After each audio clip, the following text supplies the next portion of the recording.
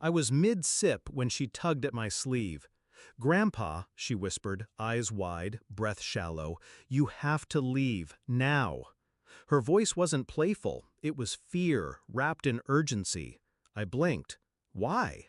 She looked back toward the hallway. Her hands trembled. "Just go, please." I didn't ask again. I trusted her. I stood, left my half-finished drink, and walked out the back door. That decision saved my life. My son's house had always smelt like fresh varnish and ambition. Tonight was no different. He was turning 45. The backyard was strung with lights, music playing low. Waiters glided past with wine, a celebration of success. But behind every polished smile, there was tension. I'd felt it the moment I stepped in. Too many glances, too much rehearsed warmth, like a bad play put on for an audience I didn't belong to. I raised that boy alone. His mother died when he was 6. I gave him everything, my time, my business, my name. He gave it all back to me in silence. It started when he met Kara, beautiful, sharp, eyes that saw money like a hawk sees prey. She encouraged him to branch out from the family company, said my way was old, outdated. Within 2 years, he'd taken my top clients, undercut my contracts, and filed paperwork to remove me as chairman. The board voted. I was out. He never apologized, just said it was business. But I didn't retaliate, not then. I let him have it. The company, the credit, the empire I built from dirt. I watched him pose in magazines, toast at galas, smile in places that used to have my name etched in brass. I waited, because revenge isn't about reaction, it's about timing. What he didn't know was I never fully left.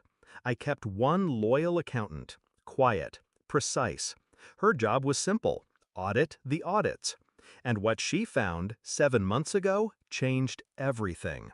Shell transfers, offshore accounts, tax fraud buried inside false vendor payments, and signatures that matched Kara's. My son didn't just steal my company, he buried it in crimes that could cost him everything. He thought he was untouchable. He thought wrong. I built my plan like I built my company, quietly, brick by brick. First, I made copies, thousands of pages, dates, emails, bank trails. Then I met with a federal investigator I helped once, years ago. He remembered. He listened. He opened the case. But I asked him not to move yet. I wanted the perfect moment. Tonight was that moment, his birthday. All his allies in one place. A toast to the king, standing in the house I paid for, under the lights he never earned.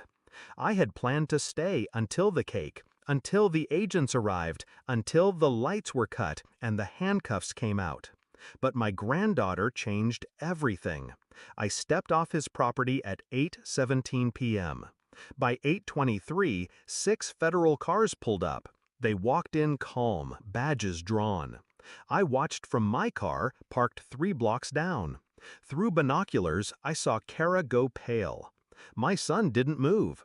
He stood there, frozen, champagne flute in hand, as they listed the charges: fraud, embezzlement, tax evasion, wire transfers tied to foreign accounts.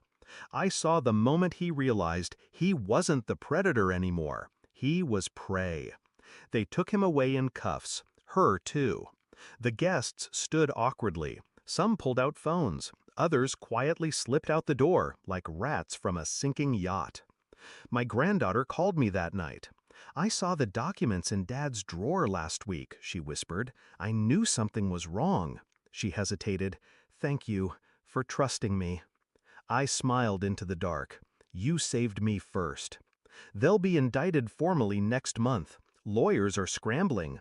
But the paper trail is thick. I made sure of it. The board has already asked me to return. I said no. I don't want the company. I don't need it. I have peace now. And the satisfaction of knowing my silence was never weakness. It was strategy. I visit her often, my granddaughter. She's smart, more than he ever was, and kind. I left her everything in the trust.